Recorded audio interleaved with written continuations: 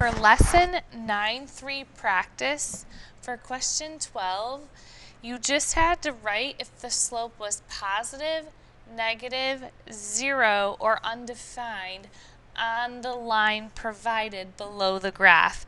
You didn't actually have to count the rise over run. Okay? Question 13.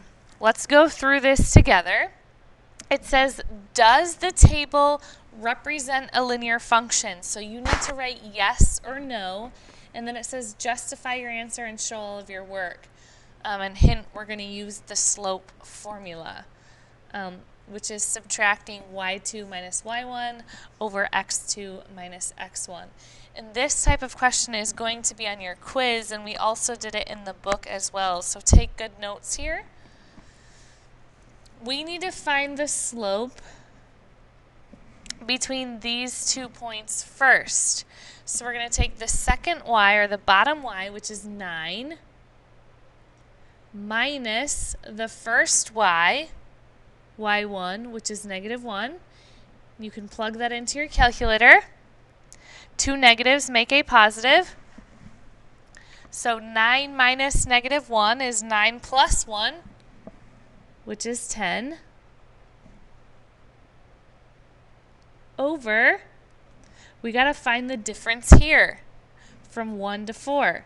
So the second x is 4 minus the first x, which is 1. 4 minus 1, we get 3. Now, it didn't ask me to just find the slope, so I'm not done with this question yet. I need to keep going. So let's find the slope, or the rate of change, between these 2 points.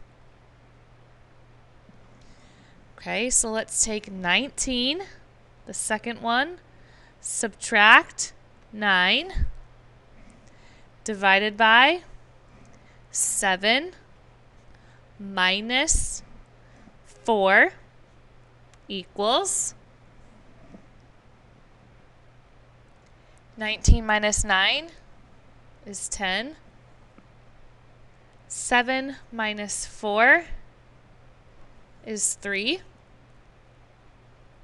So far, are they the same? Yes. Do they reduce or simplify? No, but let's keep going. We have one more set of points here. So let's do these two. So let's take the bottom, or the second y, so 29, minus the first y, the one right above it, which is 19, divided by, let's do our x's, so x2, 11, minus the first x, the one directly above it, which is 7,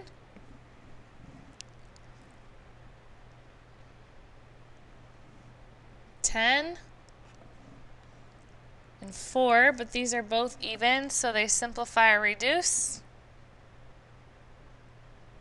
So this simplifies to 5/2. So I have 10 over 3, 10 over 3, 5 over 2. So does this table represent a linear function? No. Justify our answer. Why not? Why not? Because we have different slopes, or we have different rates of change. And I've shown my work. Okay? And you might have worded your answer a little bit differently, but as long as you have no, the slopes are different, the rates of change are different, you're good to go. Okay? For question 14, our process is the same, except for we have ordered pairs this time instead of having a table. So it says, are the points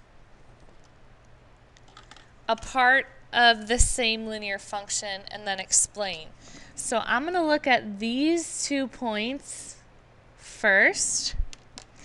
And then I'm going to look at these 2 points next. Okay? So let's label x, y, x, y. This gets 1s because it's our first point. This gets 2s because it's our second point. And just a reminder of our slope formula because it says hint, use it.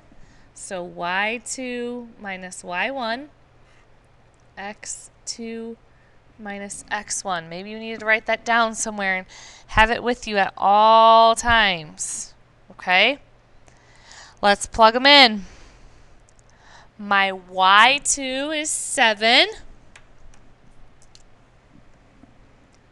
minus my y1, which is 11. Keep the sign of the bigger number. So we get negative 4 over my x2 is 2 minus 12. Keep the sign of the bigger number. It's negative 10, which that reduces or simplifies. 2 negatives make a positive. And it's 2 over 5.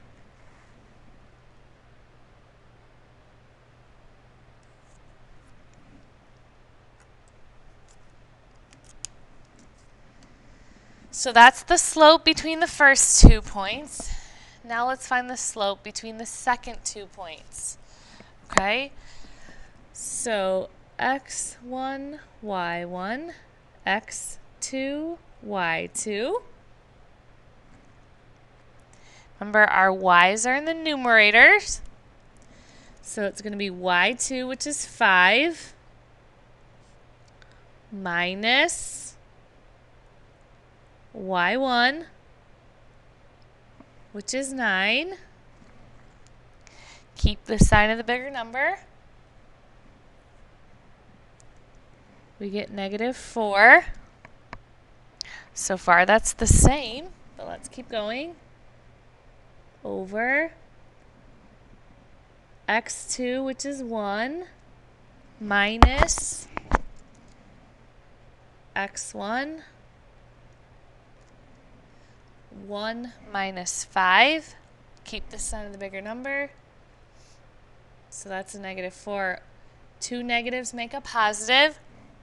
4 divided by 4 is,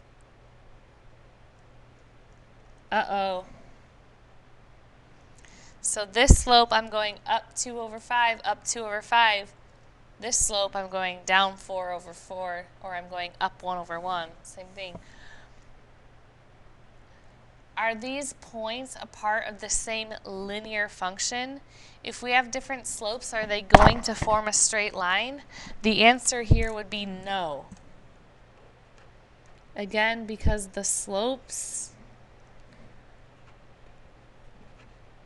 are different, so it's not going to be a straight line. Because if we have a straight line, the slope between any 2 points on that line are going to be the same. Always, always, always. Okay?